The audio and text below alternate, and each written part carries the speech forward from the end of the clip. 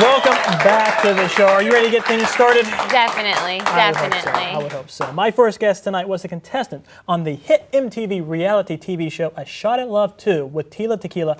Please welcome Bo Kunkle. There he is. Hey, Bo, thanks for calling the show. My pleasure. This is Courtney. Have a seat there. All right. People going crazy for you as always, right?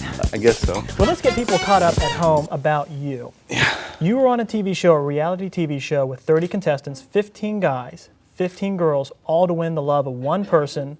What was that experience like? It was madness. It was madness. It was everything I expected going into it, and then some. And then some. Now, you made it, for those who don't know, you made it to the final round. You were the last two to be chosen, and she didn't choose you. She chose Christy. Yep. And how was that? What was that reaction like when she told you that? Going into it, I kind of expected to be the last man standing, and I was.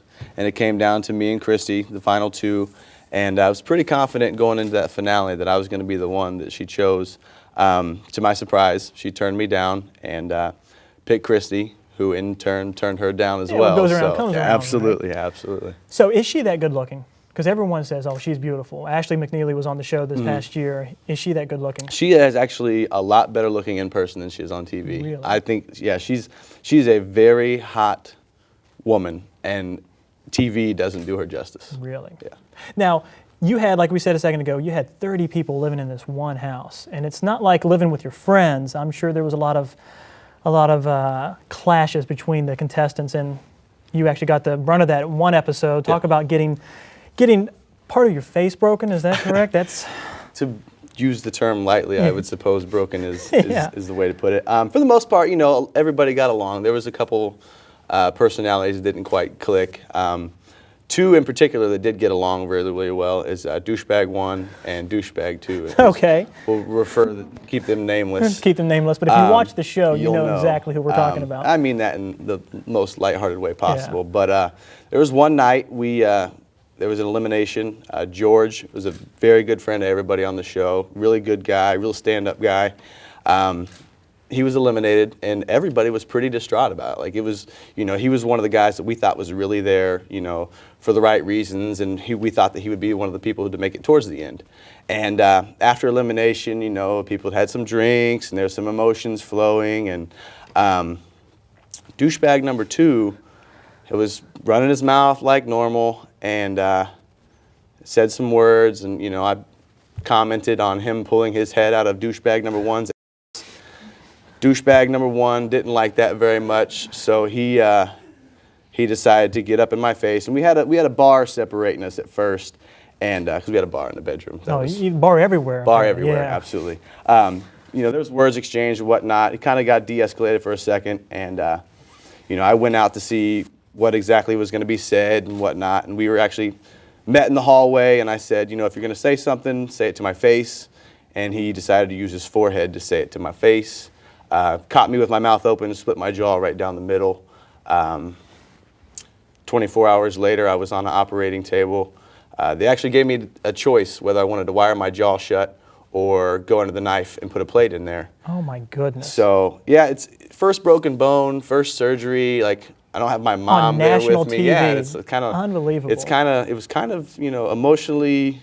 I was distraught. And it's tough. One of those things that the cameras, they don't stop rolling. I mean, they're on you 24/7. Absolutely. Did you like, when you watched the show back, did you like the character they portrayed Bo as? Yeah, I mean, it was kind of what I expected, going into it. I was just going to be me. I wasn't going to play it up for the cameras. I wasn't going to, try and be somebody I'm not on TV, So, for the most part, I was real the entire time, and I think they did a good job of portraying me as the person I am. Now, do you still keep in contact with those people that were on the show? Now, probably Douchebag 1 and Douchebag 2, probably not so much, but who do you talk with from that show? Christy, obviously, her and I being the last ones, we kind of had the most time together, so we came fairly close, and Christy would probably be the one that I keep most in contact with. I also keep in contact with George.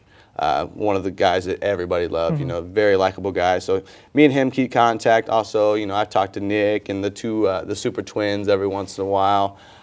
So I try and keep contact with the ones that I like, and obviously the ones that I didn't like, I could care less about. There you go. Let them forget about them. So how do you deal with it now, going back home and being that guy that was on a reality TV show? I mean, people recognize you, they notice you, do they ask for autographs? How does that work? Well, it was really weird coming back because I have that downtime before production, you know, while production's finishing up and before the show starts airing, but people still kind of have an idea. So I was bartending at this club back at home, and people would come up and be like, "Aren't you that guy from Tila Tequila?" And I was like, "No, that's my twin brother, Bo. My name's Brandon." So that was kind of my way to kind of downplay it. But once the show started airing, it was, you know, all over the place. It wasn't as prevalent around town because a lot of people knew me. You know, there's a university where I'm from, so I'm fairly known already, you know, with the locals. But when I go out of town is when it was really like, I was starstruck by myself, just at the recognition. You know, I feel the same way. I look at myself in the mirror and I say, "Oh my God, I'm me." Rick Hay, our photographer, is over here laughing. He knows what I'm talking about. But what's next now? What's next for you? I'm right now just working, trying to pay the bills, you know, looking for some opportunities. School is probably the best opportunity for me to go back and get that piece of paper. You know, it really makes a difference in the job market. So I would definitely think about going back to school, maybe pursue some type of broadcast journalism type thing. Always wanted to stay in sports, so kind of sports broadcasting was my main focus going into college. So cool. Well, good luck to you, Bo. I really appreciate you coming down the show. Give it up for Bo one more time. Thank you very much. Appreciate it. We'll be right back with stand-up comic Aaron Michael Fox. Don't go anywhere.